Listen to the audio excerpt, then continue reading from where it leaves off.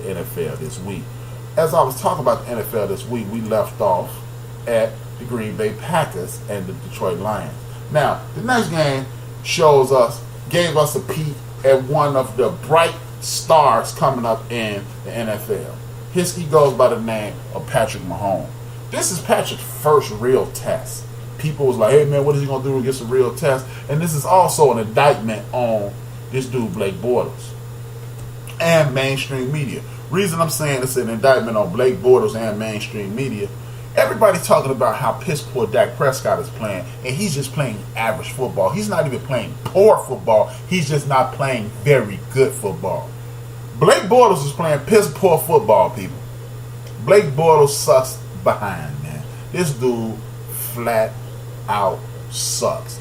He has one of the most dominant defenses in recent history, and he can't get out of his own way. For whatever reason, that coach needs to be fired for letting Blake Bortles throw that football 61 times this weekend. He completed 33 of the 61, which for today's standards sucks. He had 430 yards, which is outstanding, but he only had one touchdown, which led to a loss to the Kansas City Chiefs, 30-14. Look, Patrick Mahomes, in my opinion, under the tutelage of one Andy Reid, which is arguably the best offensive mind in football today, one of those coaches that I was trying to tell y'all about earlier, who's not lazy, he is an actual coach. He's developing talent.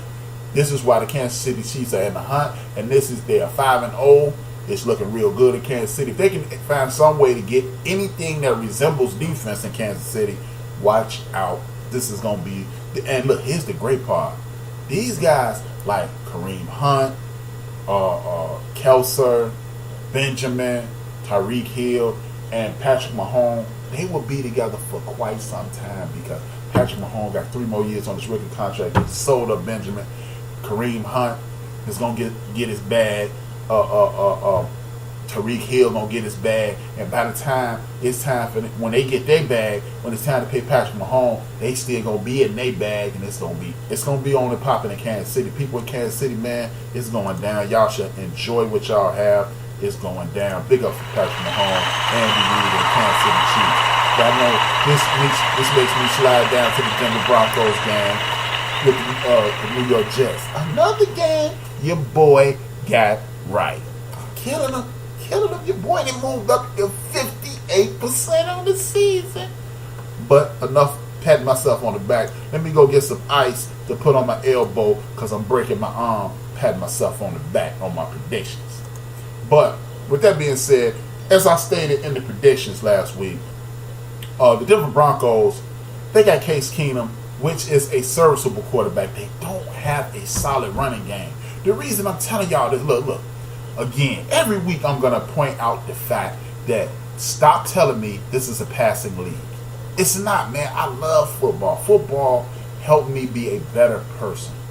But every week I will continue to show you people, you football fans, you real sports fans that tune into the End of the Bench podcast that is now available on YouTube, iTunes, and Spreaker.com. Here's another example. Case Keenum threw the ball 51 times. He's not the kind of quarterback that is good enough to throw a ball 51 times. Remember, guys, I told you, every week I will continue to show you that if you throw the ball 40 or more times, anticipate at least one interception. Case Keenum, 51 passes, 1 interception. But that's not the problem. Interceptions happen. But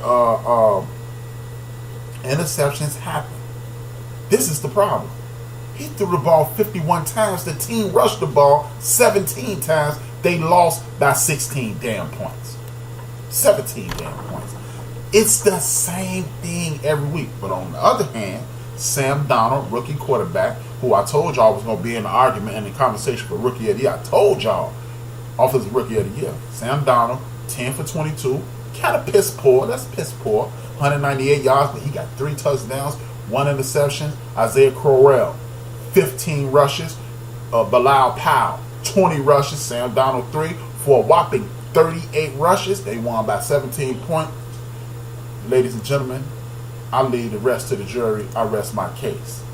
This is how you play football. I don't give a damn what era it is. Keep telling me this is a passing league, and I will keep showing you week after week balanced offenses win, because a balance, no matter how much of a passing offense or a passing league this is, you need balance, because you don't want Von Miller blowing down your quarterback's back, busting him up. You don't want Khalil Mack busting your quarterback up. You don't want Aaron Donald and Ndamukong Suh busting your quarterback up. You don't want Tamakot Ali down to Kansas City busting your quarterback up. You don't want DeMarcus Lawrence busting your quarterback up. And so forth and so on. Man, you keep dropping back, you going to get the Deshaun Watson treatment laying on the table every time you go to the sideline. People, this is checkers. I keep telling y'all, it's not chess. I'm going to say this every week. Football is a simple game that is difficult to play at a high level.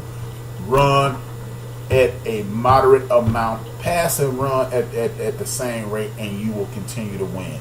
If you do not believe me, one more game will show you. The Pittsburgh Steelers, who have been struggling mightily.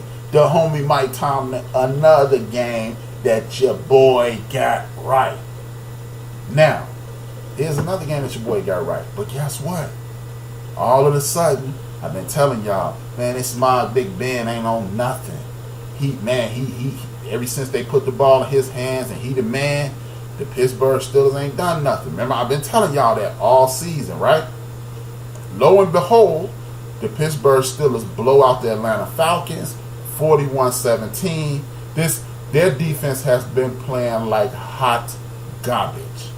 But they shut down Devontae Freeman, Tevin Coleman, Matt Ryan, Edo Smith, Austin Hooper, Mohamed Sanu, Calvin Ridley, Calvin Jones, Marvin Hall. This Devontae, man, these dudes are offensively, they have a surplus of offense. But guess what? This how they won. Ben Roethlisberger only threw the ball 29 times for 250 yards, 8.6 yards per attempt, 3 touchdowns, 1 interception. The Pittsburgh Steelers as a team ran the ball 29 times. 21 of those went to running back James Conner, 2 went to Ben Roethlisberger. Stephon Ridley got 5. Joshua Dobbs had 1 for a 3-yard loss. This is why I keep telling y'all, it's a passing league. It's a completion league.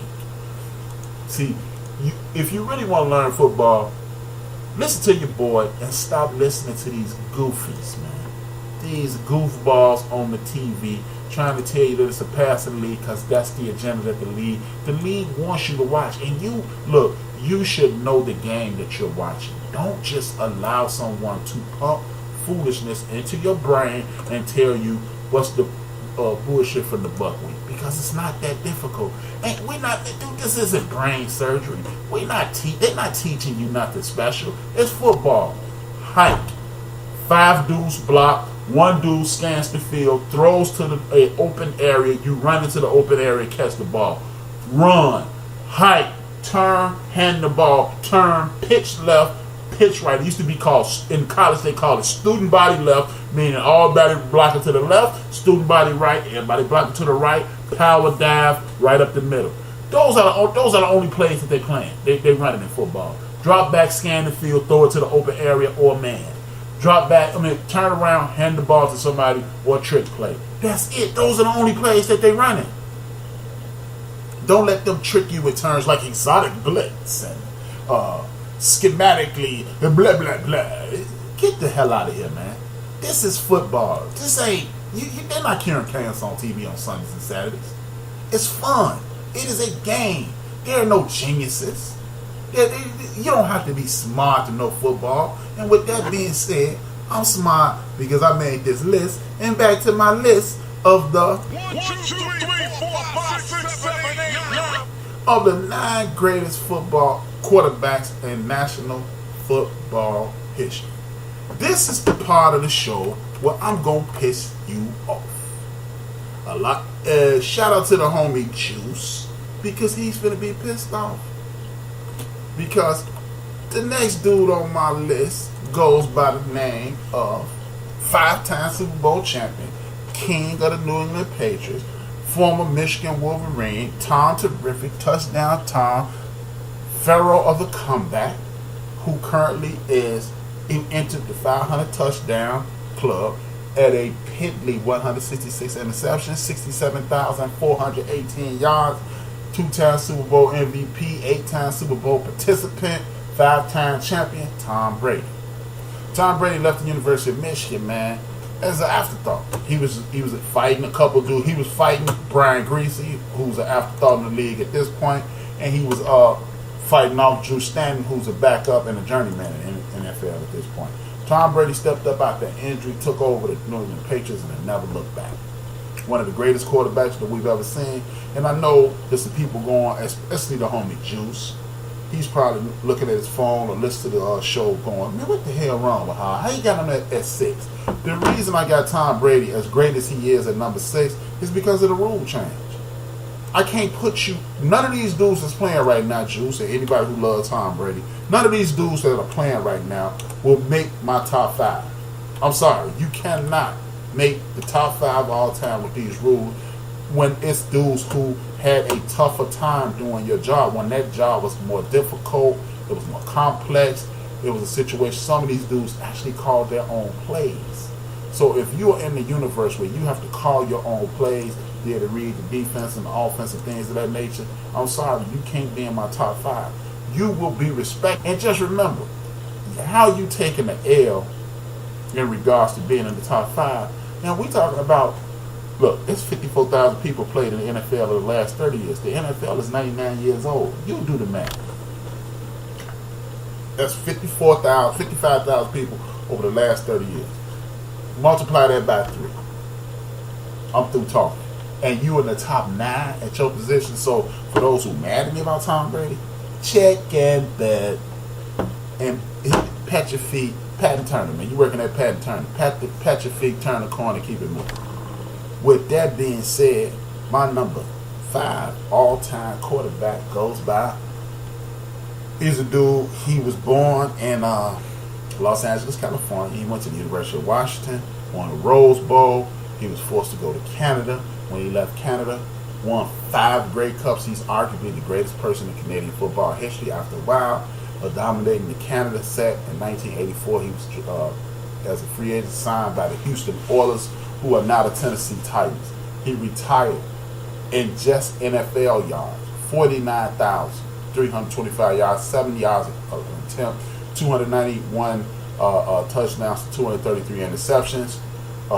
This dude is a Hall of Famer, 9-time Pro Bowl, 1989 Walter Payton Player of the Man of the Year, 1990 Associated Press Offensive Player of the Year. Warren Moon is my number 5 guy. The reason I'm going Warren Moon at number 5 is because his best years were cheated. He was cheated from me out of the same year.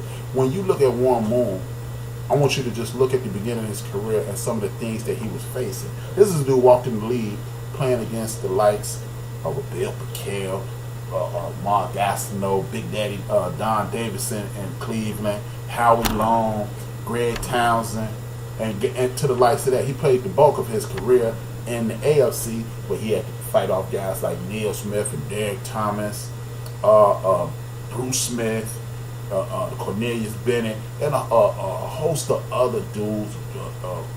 That's just, at this time, if you were a quarterback, you would take it a true beating. A beating.